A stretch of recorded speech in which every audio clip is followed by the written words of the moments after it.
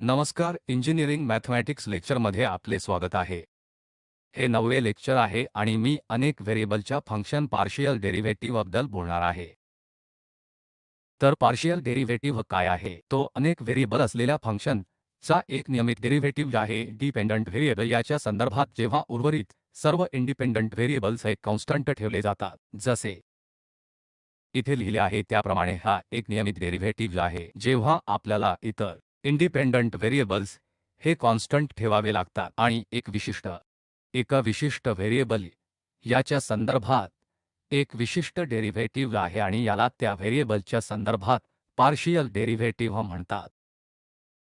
आपल्याकडे जर function z equal to fxy आणि xy हे r स्क्वेअर मधील काही डोमेनशी संबंधित आहे आणि z रील लाइन r संबंधित आहे x च्या संदर्भात पार्शियल डेरिव्हेटिव्ह f हे 1.10 y0 आहे जे आपण दर्शवितो fx 10 y0 डिनोट करतो. याची व्याख्या आपण आधी सांगितल्याप्रमाणे हा एक नियमित डेरिव्हेटिव्ह आहे. म्हणून आपण येथे x च्या संदर्भात डेरिव्हेटिव्ह घेत आहोत. डेरिव्हेटिव्हची मूलभूत व्याख्या जी डेल्टा x ला लिमिट करते ती 0 असते आणि त्यानंतर आपण येथे x0 मध्ये इन्क्रिमेंट करू. त्यामुळे x0 प्लस डेल्टा x हे x मध्ये इन्क्रिमेंट आहे. कारण आपण x च्या संदर्भात पार्शियल डेरिव्हेटिव्ह घेत आहोत म्हणून येथे x not plus delta x आणि नंतर y नाही. आपण y मध्ये बदल करत नाही कारण तो y पॉइंटवर नाही म्हणून y तसाच्या तसा राहणार नाही म्हणून आणि मायनस x नॉट वरील फंक्शन व्हॅल्यू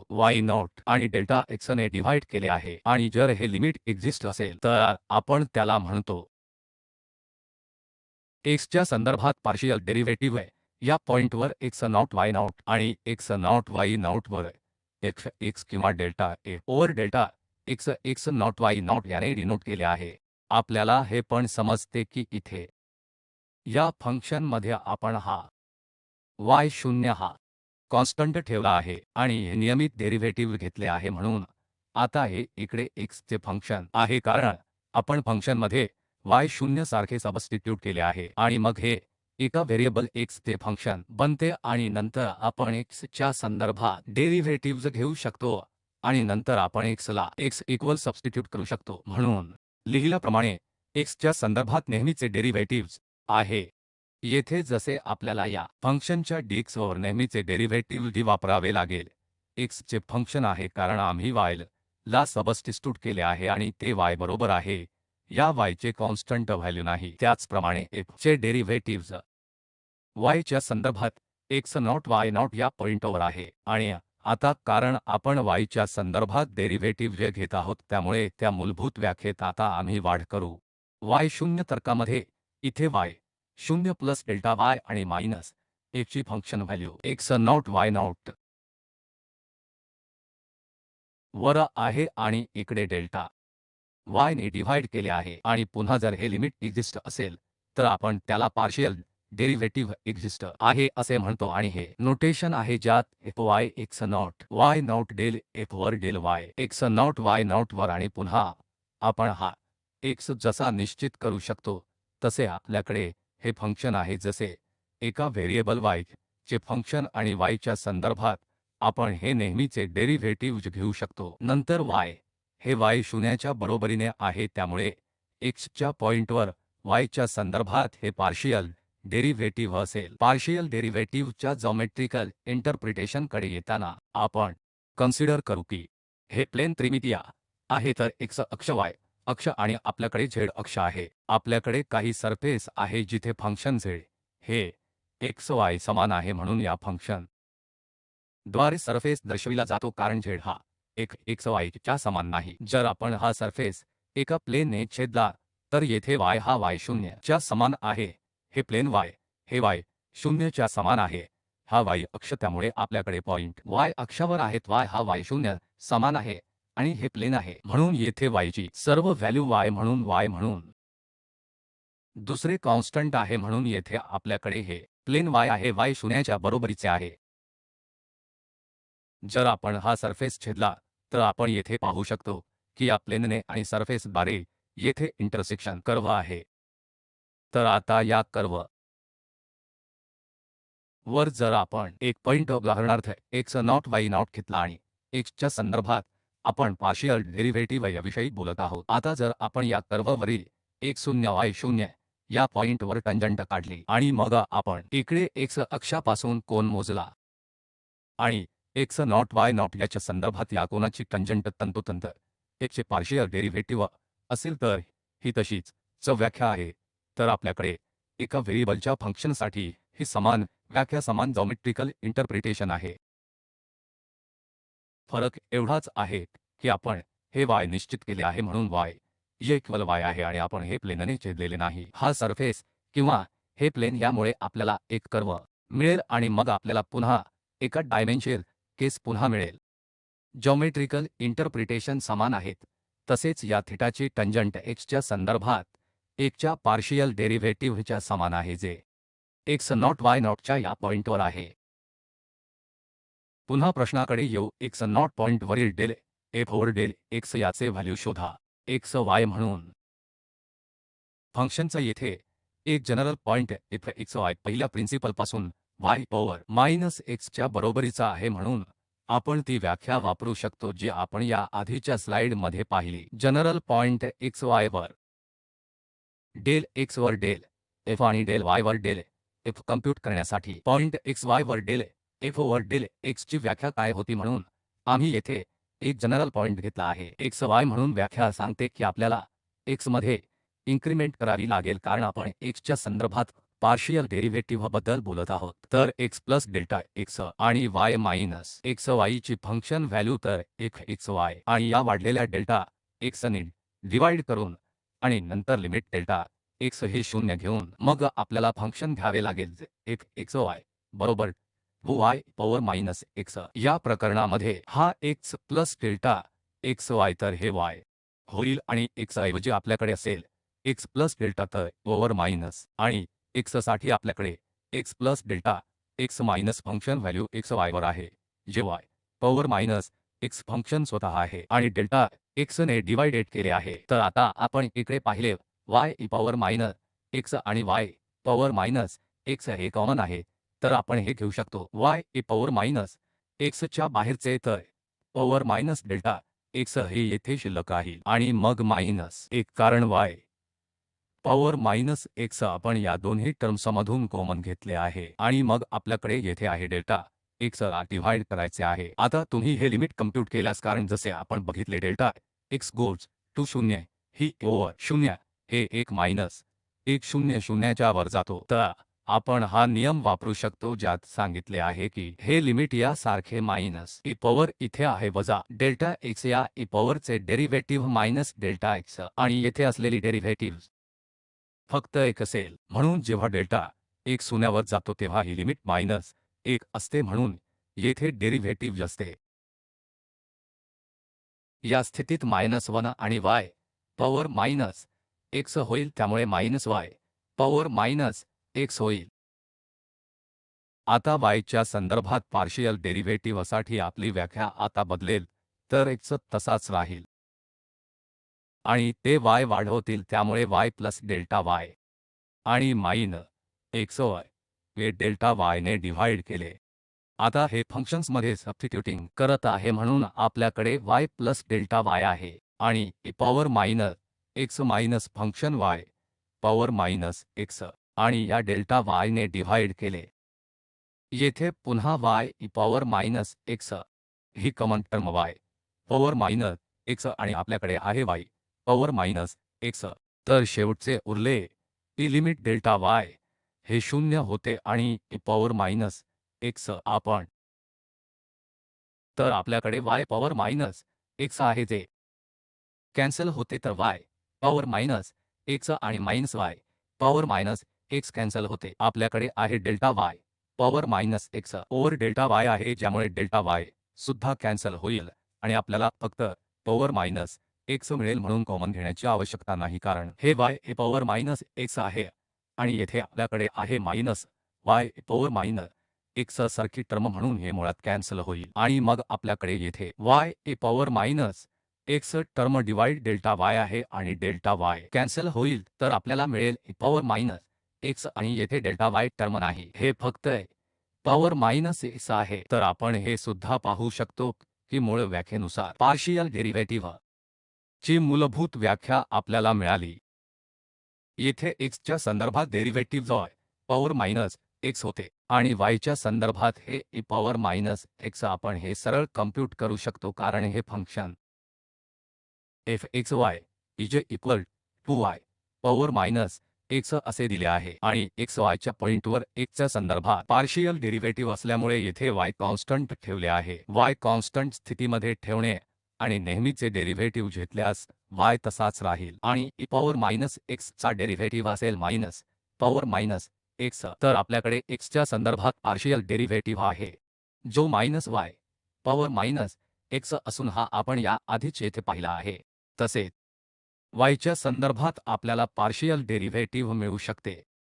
त्यामुळे y च्या संदर्भात आपण पार्शियल डेरिव्हेटिव्ह घेतला येथे त्यानंतर. तर आता x हा कॉन्स्टंट मानला जाईल तर पॉवर मायनस x हा कॉन्स्टंट मानला जाईल आणि मग y च्या संदर्भात आपण पार्शियल डेरिव्हेटिव्ह घेतल्यास हा 1 असेल आणि आपल्याला आहे पॉवर मायनस x मिळेल आणि पुन्हा आपल्याला मिळेल. तर इतर व्हेरिएबल कॉन्स्टंट ठेवून डेरिव्हेटिव्हची नेहमीची व्याख्या किंवा नेहमीचे ज्ञात परिणाम वापरून आपण थेट कम्प्यूट करू शकतो.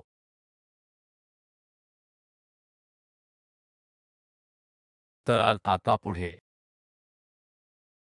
तर पार्शियल डेरिव्हेटिव्ह आणि सात्य यांचा परस्पर संबंध काय आहे याची चर्चा आपण या आधीच्या लेक्चर लिमिट्स आणि कंटिन्युइटी यामध्ये केली आहे. तर जर एखाद्या फंक्शनमध्ये पार्शियल डेरिव्हेटिव्ह असू शकते तर ते एक स्वारस्यपूर्ण परिणाम आहे. म्हणून जर एखाद्या फंक्शनमध्ये x आणि y या दोन्ही शिवाय किंवा त्याच्या संदर्भात पार्शियल डेरिव्हेटिव्ह असू शकते पॉइंट वर कंटिन्यूअस न राहता, तर या प्रकरणात पार्शियल डेरिव्हेटिव्हच्या अस्तित्वासाठी आपल्याला कंटिन्युइटी आवश्यक नाही. जेव्हा आपण नेहमीच्या डेरिव्हेटिव्हबद्दल बोलतो तेव्हा डिफरन्शिएबिलिटीसाठी कंटिन्युइटी आवश्यक असते. पण म्हणून आम्ही डिफरन्शिएबिलिटी म्हणतो किंवा सिंगल व्हेरिएबलच्या एकल फंक्शन्सच्या बाबतीत तेथे डेरिव्हेटिव्ह मिळवण्यासाठी आपल्याला फंक्शनची कंटिन्युइटी आवश्यक आहे. परंतु या प्रकरणात फंक्शनमध्ये पार्शियल डेरिव्हेटिव्ह असू शकतात. x आणि y या दोघांच्या संदर्भात एका पॉइंटवर कंटिन्युइटीमध्ये राहत नाही. दुसरीकडे कंटिन्यूअस फंक्शनमध्ये पार्शियल डेरिव्हेटिव्हज असू शकत नाही. इतर मार्गाने आपल्याकडे कंटिन्यूअस फंक्शन असू शकते परंतु त्यात पार्शियल डेरिव्हेटिव्हज नसू शकतात.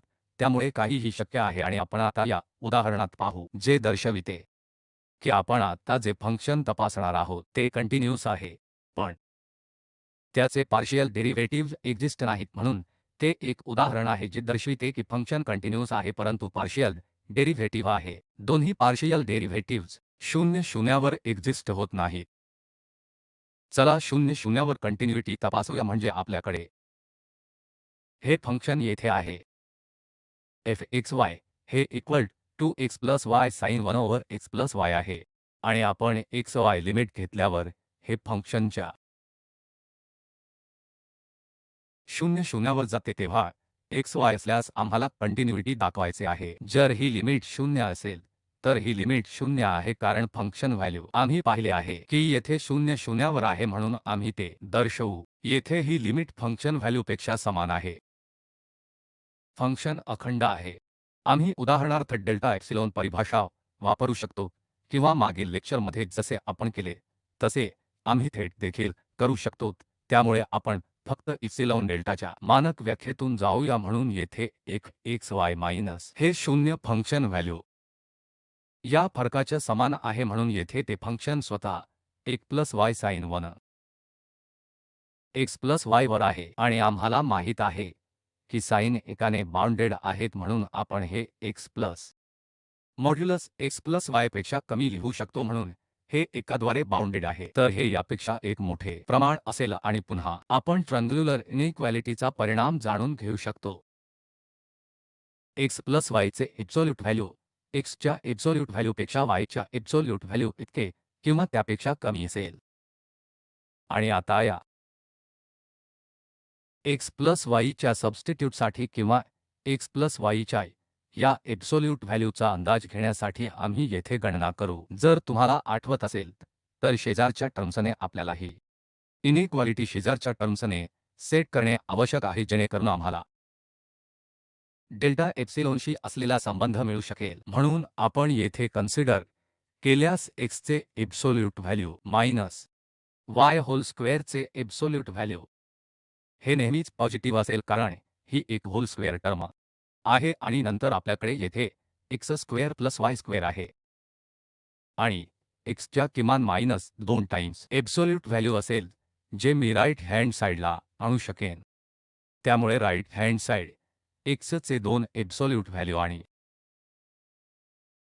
y चे एब्सोल्यूट व्हॅल्यू होईल। आता जर मी दोन्ही बाजूंना हे x square plus y square add केले तर येथे ते x स्क्वेअर प्लस y स्क्वेअरच्या 2 टाइम्स होईल आणि राईट साइडला ते x square plus y square असेल आणि हे प्लस 2 टाइम्स x आणि y असेल। ही राईट हँड साइड आपण लिहू शकतो x चे एब्सोल्यूट व्हॅल्यू y होल स्क्वेअरचे एब्सोल्यूट व्हॅल्यू आहे आणि लेफ्ट हँड साइडची 2 times x square plus y square आहे। आणि आता आणि येथे स्क्वेअर रूट घेऊ शकतो, त्यामुळे हे स्क्वेअर रूट 2 होईल आणि x square plus y square चे स्क्वेअर रूट आणि याच्या इक्वलने x च्या एब्सोल्यूट व्हॅल्यूच्या इक्वल पेक्षा कमी y चे एब्सोल्यूट व्हॅल्यू। हे दुसरे मार्ग आहे, म्हणून हे इक्वल पेक्षा मोठे आहे, कारण येथे ते त्यापेक्षा मोठे होते, म्हणून हे त्यापेक्षा मोठे आहे। हे x च्या एब्सोल्यूट व्हॅल्यू प्लस y च्या एब्सोल्यूट व्हॅल्यूच्या इक्वल पेक्षा जास्त आहे। तर आता आपण या संज्ञेला x प्लस y चे एब्सोल्यूट व्हॅल्यू येथे मोठ्या प्रमाणाद्वारे बदलू शकतो, स्क्वेअर रूट 2 आणि square root 1 plus y square. तर चला ते करू। स्क्वेअर रूट 2 आणि square root 1 square plus y square आणि आता येथे नक्की आपल्याकडे या 0 पॉईंटचा शेजारी आहे, ज्याला आपण डेल्टाने बाउंडेड शकतो। म्हणून येथे ही संज्ञा असू शकते की आम्ही ती इनइक्वालिटी शेजारसाठी वापरू शकतो आणि नंतर आपल्याकडे स्क्वेअर रूट 2 डेल्टामध्ये आहेत आणि आता हा फरक म्हणजे x y मायनस शून्याचा हा फरक करणे एप्सिलॉन पेक्षा कमी म्हणजे हे आता एप्सिलॉन पेक्षा कमी आहे। जर आपण बनवले तर आपल्याला डेल्टा आणि एप्सिलॉन मधील संबंध मिळेल। त्यामुळे येथे हा डेल्टा निवडून येथून एप्सिलॉनला स्क्वेअर रूटला, कारण एब्सोल्यूट एप्सिलॉन दिलेला आहे आणि मग आपण या डेल्टाला या एप्सिलॉनपेक्षा लहान काहीही शोधू शकतो, जे स्क्वेअर रूट 2 ने डिवाइड केले आहे आणि मग आपल्याकडे हा फरक एप्सिलॉनपेक्षा कमी आहे। जेव्हा आपण या शेजारातून x y निवडतो 0 पॉईंटचा डेल्टा, त्यामुळे दिलेली संख्या लिमिट आहे सिद्ध करण्यासाठी हा एप्सिलॉन डेल्टा नेबरहूड आहे एका फंक्शनचे, जे येथे x plus y sine 1 over 1 plus y आहे। त्यामुळे आपण काय पाहिले की हे 0 ही एक x y फंक्शनची लिमिट आहे, म्हणून त्या बाबतीत आम्ही कंटिन्युइटी सिद्ध केली आहे, म्हणजे याचा अर्थ x y कंटिन्यूअस आहे।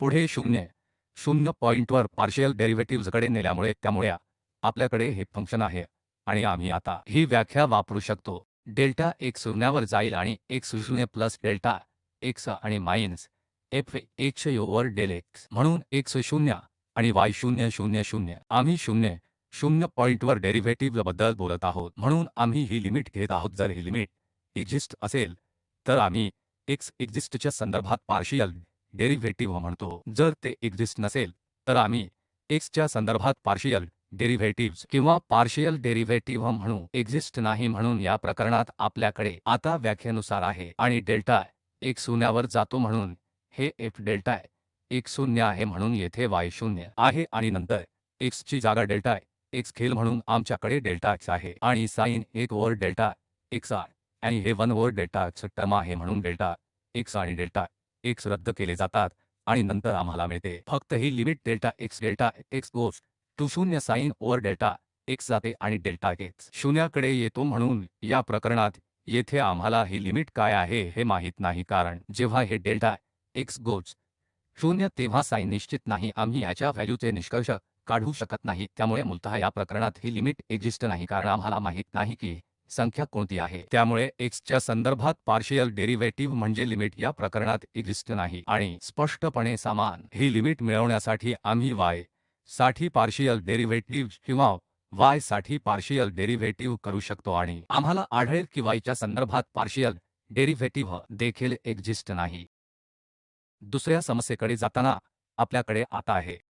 आम्ही दर्शवू की हे फंक्शन कंटिन्यूअस नाही, पण त्याचे पार्शियल डेरिव्हेटिव्ह 0 वर एक्झिस्ट आहे. पूर्वीच्या समस्येमध्ये आम्ही पाहिले की फंक्शन कंटिन्यूअस होते, पण या प्रकरणात पार्शियल डेरिव्हेटिव्ह एक्झिस्ट नाहीत. आम्ही फंक्शन कंटिन्यूअस नाही हे दाखवू, परंतु त्याचे पार्शियल डेरिव्हेटिव्हज एक्झिस्ट आहेत. दोन्ही पार्शियल डेरिव्हेटिव्ह एक्झिस्ट आहेत. मग आपण y इक्वल टू mx हे निवडल्यास हे कंटिन्यूअस का नाही? मग आपल्याला काय सापडते, कारण y इक्वल टू mx आहे आणि नंतर येथे y देखील mx चा इक्वल आहे. तर येथे x स्क्वेअर येथे देखील x स्क्वेअर येईल आणि आपल्याला काय मिळेल, म्हणून येथे x आणि नंतर y म्हणजे mx. तर आपल्याकडे x स्क्वेअर आणि 2 m स्क्वेअर x स्क्वेअर आहे आणि नंतर x ची लिमिट 0 वर जाते, म्हणून येथे x स्क्वेअर येथे x स्क्वेअर येथे x स्क्वेअर, म्हणून आम्हाला ही limit m over 1 plus 2 m square मिळेल. m over 1 plus 2 m square आणि येथे ही लिमिट एक्झिस्ट नाही, कारण हे m च्या विविध व्हॅल्यूसाठी m वर अवलंबून आहे. आम्हाला या लिमिटचे वेगवेगळी व्हॅल्यू मिळत आहे, म्हणून ही लिमिट अस्तित्वात नाही आणि फंक्शन आहे कंटिन्यूअस नाही. आता आपण दाखवू की फंक्शन कंटिन्यूअस नसले तरी x च्या संदर्भात आणि y च्या संदर्भात पार्शियल डेरिव्हेटिव्हची कम्प्यूट करू शकतो. तर पार्शियल डेरिव्हेटिव्हज पुन्हा व्याख्येसह आमच्याकडे ही मूलभूत व्याख्या आहे, जे 0 पॉइंटवर delta x 0 f 0 over delta x बनते. आता f डेल्टा x 0, त्यामुळे एक युक्तिवाद 0 आहे, y 0 आहे, म्हणून हे या प्रोडक्टमुळे 0 होईल. तर येथे ते 0 आहे आणि नंतर f 0 आहे, हे देखील 0 आहे. तर delta minus 0 over delta x आणि हे 0 डेल्टा x, यामुळे आपल्याकडे येथे आहे या लिमिटची व्हॅल्यू 0 आहे. याचा अर्थ x च्या संदर्भात पार्शियल डेरिव्हेटिव्ह 0 आहे. आता y च्या संदर्भात पार्शियल डेरिव्हेटिव्ह म्हणून आपल्याकडे y not plus delta y आहे या प्रकरणात आणि x not y over delta y आमच्या व्याख्येनुसार आपल्याकडे आहे, कारण x नॉट y नॉट वर आम्ही 0 ठेवू. आम्ही 0 पॉइंटवर पार्शियल डेरिव्हेटिव्हबद्दल बोलत आहोत. तर f 0 डेल्टा y मायनस हे 0 ओव्हर डेल्टा y वर पुन्हा तोच युक्तिवाद, कारण येथे x 0 आहे आणि प्रोडक्ट न्यूमरेटरमध्ये आहे.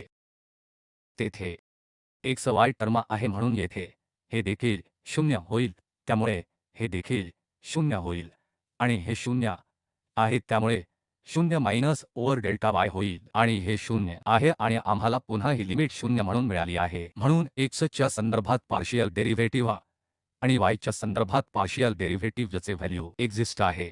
दोन्ही प्रकरणांमध्ये 0 आहे आणि या प्रकरणात फंक्शन कंटिन्यूअस नाहीत. दुसरी समस्या म्हणजे येथे आपल्याकडे fxy ये equal to 2x cube plus 3y cube divide by x square plus y square, म्हणून आपल्याला 0 पॉइंटवर x आणि fy कम्प्यूट करायची आहे. तर पुन्हा व्याख्येनुसार आपल्याकडे x 0 y equal to f delta x 0 वजा f 0 आहे. डेल्टा x ने डिवाइड केला आणि डेल्टा x 0 वर जातो. हे x च्या संदर्भात पार्शियल डेरिव्हेटिव्ह आहे, म्हणून आम्ही आता f डेल्टा x 0 सबस्टिट्यूट करू, त्यामुळे y येथे 0 आणि तेथे 0 देखील सेट केले जाईल आणि आपल्याला हे 2 टाइम्स मिळेल. म्हणून जेव्हा y 0 होईल तेव्हा हे फंक्शन x च्या 2 टाइम्स होईल, फक्त 2 टाइम्स x, म्हणून आम्हाला हे 2 टाइम्स डेल्टा x मिळेल आणि पुन्हा येथे डेल्टा x ने डिवाइड केले जाईल आणि नंतर लिमिट डेल्टा x 0 वर जाते, म्हणून डेल्टा x कॅन्सल होतो आणि आपल्याला हे व्हॅल्यू 0 म्हणून मिळेल. म्हणून आपल्याला येथे 2 व्हॅल्यू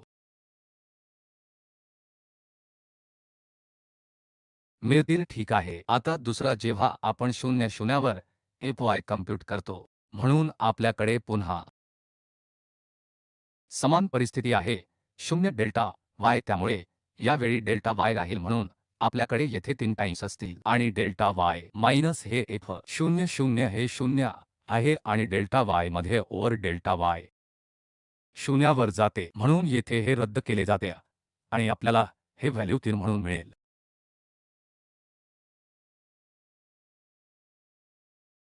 तर हे येथे 3 आहेत. तर आपल्याकडे x च्या संदर्भात पार्शियल डेरिव्हेटिव्ह आहेत, y च्या संदर्भात f चे 2 पार्शियल डेरिव्हेटिव्ह आहेत, येथे 3, म्हणून हे फंक्शन कंटिन्यूअस आहे आणि पार्शियल डेरिव्हेटिव्ह देखील एक्झिस्ट आहे, कारण या प्रकरणात आपण हे सहजपणे सिद्ध करू शकतो की पार्शियल डेरिव्हेटिव्ह एक्झिस्ट आहे आणि आम्ही हे आधीच केले आहे मागील लेक्चरमध्ये. म्हणून येथे उदाहरणार्थ कंटिन्युटी पाहण्यासाठी आपण x ला इक्वल r cos थीटा आणि y ला इक्वल r sin थीटा ठेवू शकतो आणि मग हे फक्त येथे होईल, r स्क्वेअर येईल आणि नंतर 2 r क्यूब आणि cos cube theta plus 3 r cube आणि sin क्यूब थीटा आणि लिमिट r 0 वर जाते, त्यामुळे या प्रकरणात एक r न्यूमरेटरमध्ये टिकेल आणि उर्वरित टर्म येथे बाउंडेड होतील, त्यामुळे हे 0 वर जाईल, म्हणून फंक्शन कंटिन्यूअस आणि पार्शियल डेरिव्हेटिव्ह आहे, एक्झिस्ट आहे, म्हणून काही शक्य आहे. आम्ही उदाहरण पाहिले आहे जेव्हा फंक्शन सतत पार्शियल डेरिव्हेटिव्ह एक्झिस्ट नव्हते किंवा function continuous partial derivative exist नाहीत. या प्रकरणात फंक्शन देखील कंटिन्यूअस आहे आणि पार्शियल डेरिव्हेटिव्हज देखील एक्झिस्ट होत आहेत. तर हे उदाहरण पुन्हा कम्प्यूट करण्याचे उदाहरण आहे, x च्या संदर्भात आणि y च्या संदर्भात पार्शियल डेरिव्हेटिव्ह, आणि आपण या पार्शियल डेरिव्हेटिव्हच्या कंटिन्युइटीवर चर्चा करू. तर येथे f(x) जेव्हा xy इज इक्वल टू 0 0 नसते, म्हणून जेव्हा xy हे 0 0 च्या इक्वल नसते, तेव्हा आपल्याकडे हे उत्तम फंक्शन असते. समस्या 0 वर असते, जिथे xy इक्वल नसेल तेव्हा आपल्याला 0 म्हणून स्वतंत्रपणे परिभाषित करावे लागेल. 0 0 आमच्याकडे हे फंक्शन आहे आणि आम्ही येथे या y ला कॉन्स्टंट ठेवून पार्शियल डेरिव्हेटिव्ह x घेऊ शकतो. तर फक्त x च्या संदर्भात पार्शियल डेरिव्हेटिव्हसाठी ही कम्प्यूट करणे आम्ही फक्त फॉलो करू शकतो नेहमीची गणिते, म्हणून येथे x square plus y square आणि स्क्वेअर रूट म्हणजे हे होल स्क्वेअर असेल आणि मग न्यूमरेटर जेव्हा आपण डेरिव्हेटिव्ह घेतो तेव्हा या y ला कॉन्स्टंट म्हणून मानतो. तर येथे आपल्याला x च्या संदर्भात पार्शियल डेरिव्हेटिव्ह मिळेल, y होईल आणि नंतर हे xy मायनस होईल जसे ते आहे आणि येथे पार्शियल डेरिव्हेटिव्ह जे 2 पेक्षा 1 असेल आणि नंतर येथे हे square root x square plus y square असेल आणि आम्ही x च्या संदर्भात पार्शियल डेरिव्हेटिव्ह घेत आहोत, म्हणून हे 2 x येतील आणि हे 2 कॅन्सल होतील आणि मग आपण येथे मल्टिप्लाय करू शकतो x स्क्वेअर प्लस हे y स्क्वेअर मधील y टर्म आणि त्यानंतर आपल्याकडे मायनस. तर इथे पुन्हा ही टर्म तिथे जाईल, कारण हा डिवाइड रूल, म्हणून x square plus y square, म्हणून हे y square plus y square आणि मायनस y हे x स्क्वेअर y होईल आणि नंतर या x square plus y square टर्मने डिवाइड केले आणि हे देखील येईल, म्हणून हे 3/2 होईल 1 आणि हा अर्धा भाग 3/2 असेल. तर येथे x स्क्वेअर y कॅन्सल होईल, येथे y क्यूब नक्की मिळेल, x square plus y square 3/2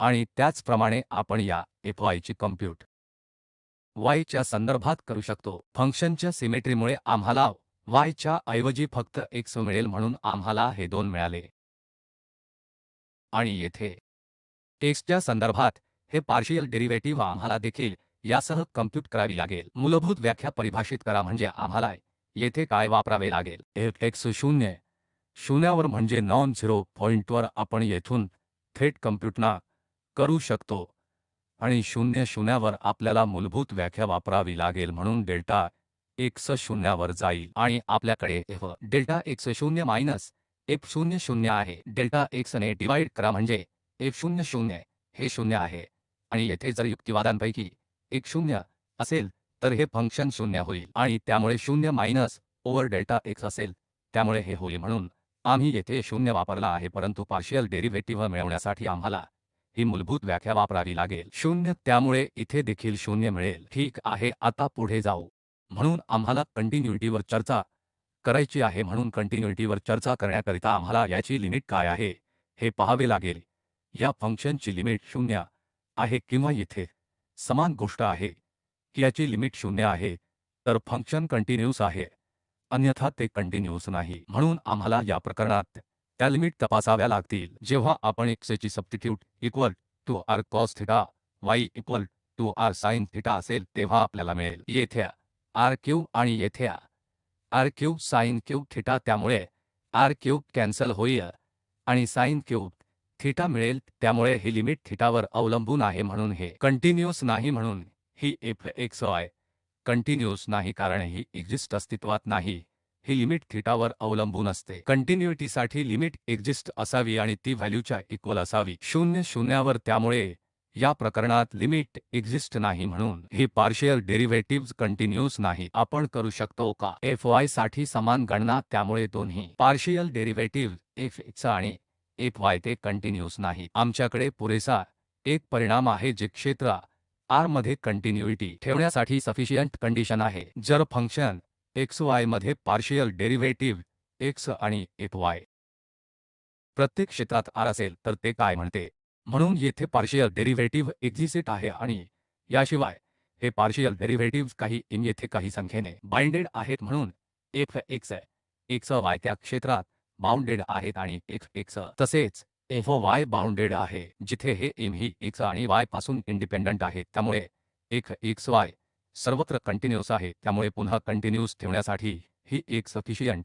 condition आहे. म्हणून जर पार्शियल डेरिव्हेटिव्हज एक्झिस्ट असल्यास आणि ते बाउंडेड असल्यास फंक्शन कंटिन्यूस असेल. आणि या कंटिन्यूसबद्दल x नॉट y नॉट वर चर्चा करण्यासाठी आमच्याकडे सफिशियंट कंडिशन देखील असू शकते. तर येथे जर पार्शियल डेरिव्हेटिव्हजपैकी एक एक्झिस्ट असेल आणि शेजारच्या भागात बाउंडेड असेल, तर येथे आम्हाला शेजारच्या बद्दल चर्चा लागेल, जेणेकरून जर पार्शियल डेरिव्हेटिव्हजपैकी एक अस्तित्वात असेल आणि या शेजारच्या भागात बाउंडेड आहे आणि दुसरा x0 y0 बिंदूवर एक्झिस्ट आहे, तर आपण असेही म्हणू शकतो की फंक्शन x y नॉट पॉइंटवर कंटिन्यूस आहे.